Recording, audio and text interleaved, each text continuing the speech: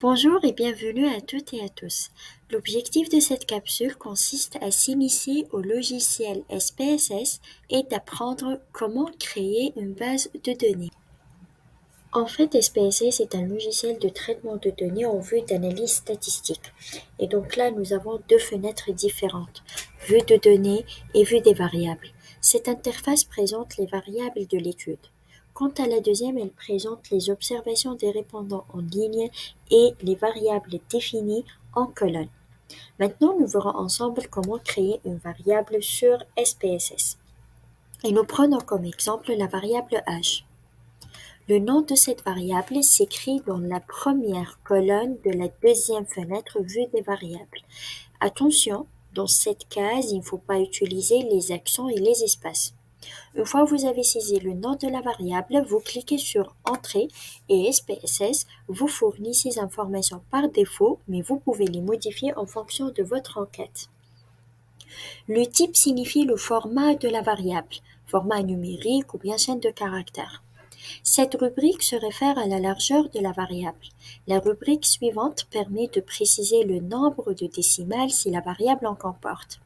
Dans cette case, vous mentionnez l'étiquette de la variable. Dans notre cas, c'est l'âge. Pour les valeurs, vous devez saisir les modalités de réponse.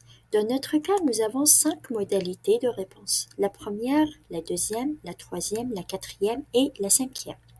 Alors, vous allez attribuer un code numérique à chaque modalité. Le code 1 pour la première, le code 2 pour la deuxième, le code 3 pour la troisième, 4 pour la quatrième et 5 pour la cinquième modalité de réponse. Alors, vous cliquez ici. Dans la première case intitulée Valeur, vous écrivez le code et dans la case intitulée Libellé, vous écrivez la modalité de réponse.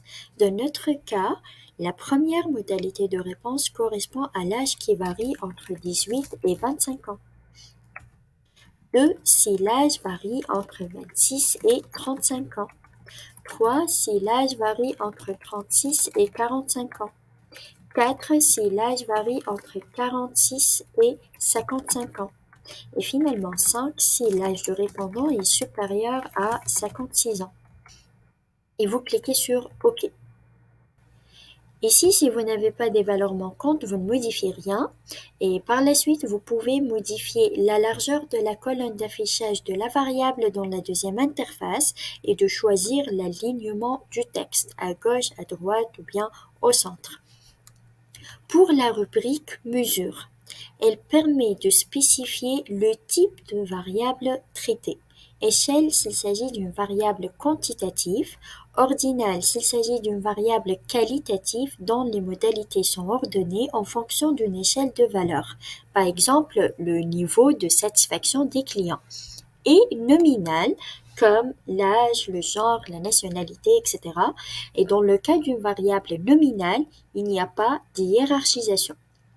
Il faut faire attention au choix du type de la variable pour éviter de la dénaturer.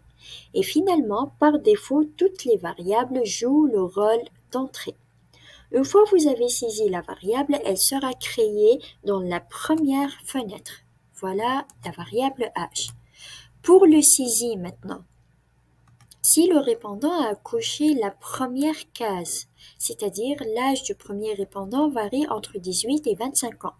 Donc, nous notons le code 1.